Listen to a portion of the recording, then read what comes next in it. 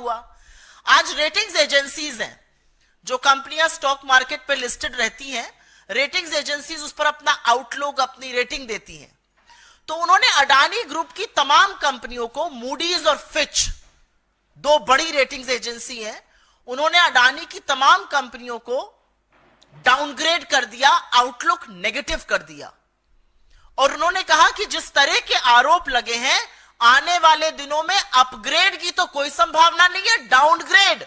जरूर हो सकता है। यह रेटिंग्स एजेंसी की बात है।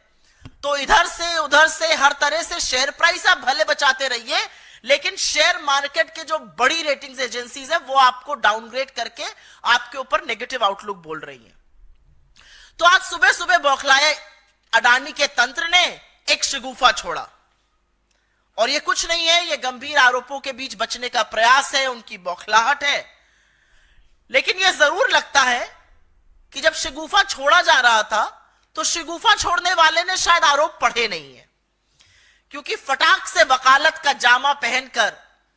इस देश के प्रमुख वकीलों में से एक बचाव में उतरे, और उन्होंने यह भी कहा मैं बचाव नहीं कर रहा हूं, मैं सिर्फ यह बता रहा हूं कि डिपार्टमेंट ऑफ जस्टिस का काउंट 1 से काउंट 5 में अडानी का नाम नहीं है। वो बड़ी चतुराई से यह बताना भूल गए कि foreign corruption practice act America का जो है, जो हमारा हिंदुस्तान में प्रिवेंशन ऑफ करप्शन एक्ट है, foreign corrupt practices act America का उन्हीं के नागरिक पर लागू होता है, वो विदेशी नागरिक पर लागू नहीं हो सकता है। गौतम अडानी, उनके भतीजे विदेशी नागरिक है, वो भारतीय मूल के हैं, तो उन पर अमेरिका एफसीपीए के तहत आरोप लागू नहीं कर सकती है। लेकिन तमाम इनक्रिमिनेटिंग एविडेंस अमेरिका ने अपने ऑर्डर में दी है, जिसका अभी मैं आपको उल्लेख करूंगी। और काउंट 1 और काउंट 5 जो बड़ी चतुराई से, जैसे वकील लोग काफी अक्सर करते हैं, घुमाकर जलेबी बनाकर बोला गया, लेकिन यह बात छुपाई गई कि एफसीपीए उनका नाम दे ही नहीं सकता है, क्योंकि वो अमेरिकी नागरिक नहीं है। लेकिन उसी एफसीपीए ने अजोर पावर, जो अडानी की पार्टनर कंपनी है, जिसने अडानी के साथ यहां पर कॉन्ट्रैक्ट एसईसीआई से किया, जिसने पावर परचेजिंग एग्रीमेंट्स का खरीद फरोख्त किया, जिसके ऊपर आरोप है, उसके ऊपर भी आरोप है रिश्वत लेने का, और तमाम इनक्रिमिनेटिंग एविडेंस है कि क्या क्या किया गया। और अब मैं आपको बता देती हूं ऑर्डर का पैरा 47, जो साफ तौर पे कहता है गौतम अडानी, सागर अडानी और अन्य लोगों ने भारत में रिश्वत देने, रिश्वत की पेशकश करने, रिश्वत का वादा करने की एक योजना तैयार की, और इस घूस के बदले सरकारों से बिजली कंपनियों को केंद्रीय PSU, solar energy corporation of India के साथ बिजली करार साइन करने के लिए बाध्य किया जाएगा। यह ऑर्डर से कोट कर रही हूं मैं, पैरा नंबर 47। तो जो आज शगुफा सवेरे छोड़ा गया था, नाम नहीं है, वो लोग चतुराई नहीं, पाप कर रहे झूठ बोलकर। इसी ऑर्डर में यह भी कहा गया, और यह पैरा नंबर 49 से मैं पढ़ रही हूं, कि अडानी और उनके लोगों ने राज्य की बिजली वितरण कंपनियों द्वारा पीएसएस को लागू करने के लिए, पावर सप्लाई एग्रीमेंट्स को लागू करने के लिए भारत सरकार के अधिकारियों को करीब करीब 2300 करोड़ की घूस दी, घूस देने की पेशकश की और घूस देने का वादा किया। यह पैरा 49 से मैं पढ़ रही हूं, उसी ऑर्डर का पैरा 49 है।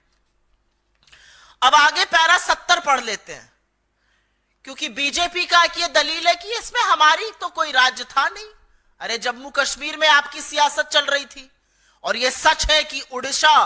और आंध्र प्रदेश दोनों जगह संकट मोचक बने नवीन बाबू और जगन रेड्डी आप ही के मोहरे थे, हर बार आप ही के बचाव में खड़े रहते थे, आपके बार बार सपोर्ट करते थे। और हमारे पूर्व मुख्यमंत्री ने और हमारे घटक दल के मुख्यमंत्री ने तो खुल के कह दिया, जांच कर लीजिए, ये प्रीवियस गवर्नमेंट्स का किया हुआ है। तो बीजेपी जब ये कहती है तो उसका एक और जवाब है, और ये जवाब पैरा 70 में है, जिसमें कहा गया है कि सबसे उच्चतम स्तर पर भ्रष्टाचार का आरोप लगाया गया है, और कहा गया है कि सागर अडानी और विनीत जैन ने SECI, solar energy corporation of India कि 2.3 गीगावाट पावर परचेजिंग एग्रीमेंट को आवंटित करने की जो प्रक्रिया थी उसको पर भी गुपचुप तरीके से प्रभाव किया। Solar energy corporation of India Bharat सरकार की एक पीएसयू है, भारत सरकार की एक कंपनी है और न्यू और रिन्यूएबल एनर्जी के तहत आती है। और न्यू और रिन्यूएबल एनर्जी के मंत्री पीयूष गोयल, आरके सिंह और प्रहलाद जोशी रह चुके हैं। तो ये जो बददिमाग प्रवक्ता और आधा पढ़ के आए लोग दलीलें देते हैं,